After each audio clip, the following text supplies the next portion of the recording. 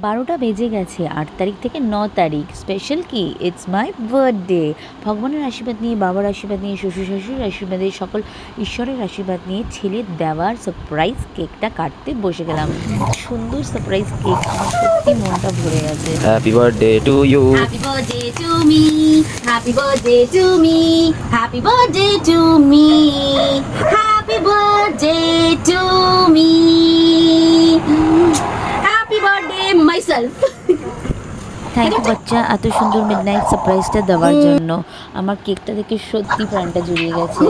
আমি আপনাদের বলবো না আমার কত বয়স হয়েছে। বারোটা বাজে, আশীর্বাদ তো দাও। মা তখন ফোন করেছে, মার কাছেও আশীর্বাদ নিয়ে নিই।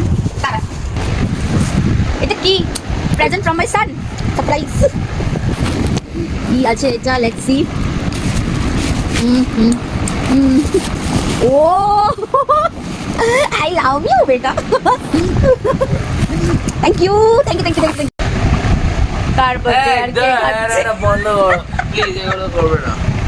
কার কে খাচ্ছে? আমি খাচ্ছি না। দিন আগে ওয়েট লুজ করবো বলে মাইন্ড সেট করেছি, এইভাবে কেক খেলে হয়ে গেছে। তখন দিদা ফোন করলো। তুমি আমাকে আশীর্বাদ দিও। এই শুভ দিনে সকল বড়দের কাছে আমি আশীর্বাদ চাইলাম আর ছোটদের কাছে ভালোবাসা। Thank you so much.